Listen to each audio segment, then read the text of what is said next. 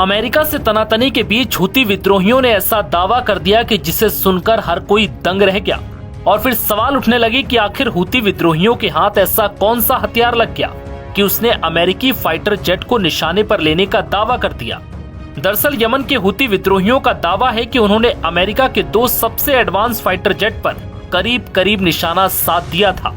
Houthi विद्रोही जो लगातार सस्ते मिसाइल और ड्रोन से इजराइल और लाल सागर में कार्गो जहाजों को निशाना बना रहे थे, उन्होंने अमेरिकी एयरफोर्स को टेंशन में डाल दिया।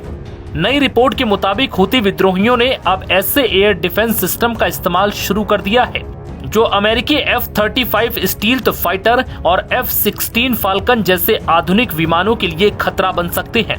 अमेरिका ने हूती विद्रोहियों के खिलाफ करीब 1 महीने तक ऑपरेशन रफ राइडर चलाया है। इस दौरान हूती विद्रोहियों पर जमकर हमले किए गए।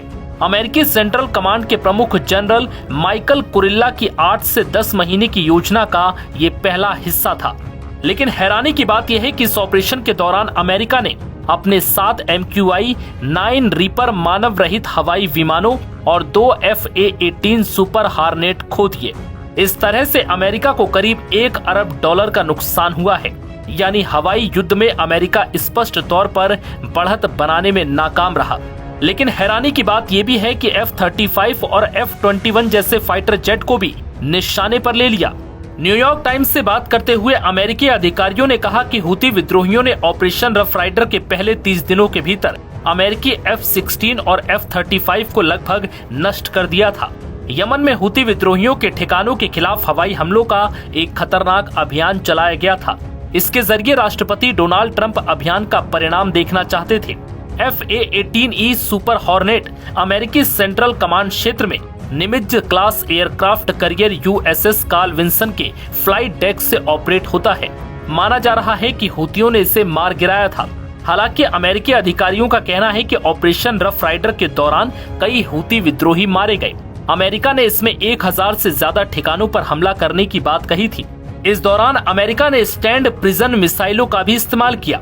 ऑपरेशन को और सटीक और भयानक बनाने के लिए अमेरिका ने पहले ही ऑपरेशन में योगदान दे रहे 2 एयरक्राफ्ट करियर को अलग अलग सेंटकॉम ठिकानों को मजबूत करने के लिए बड़ी संख्या में B-2 स्प्रिट स्टील्थ बॉम्बर तैनात किए थे।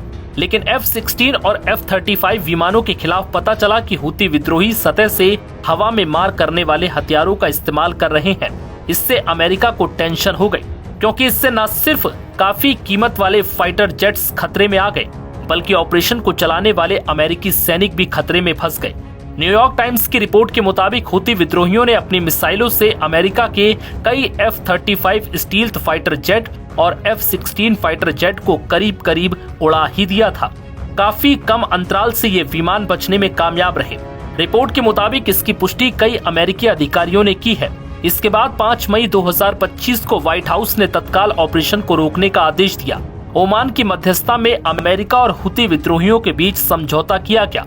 इसके तहत दोनों एक दूसरे पर हमला नहीं करेंगे।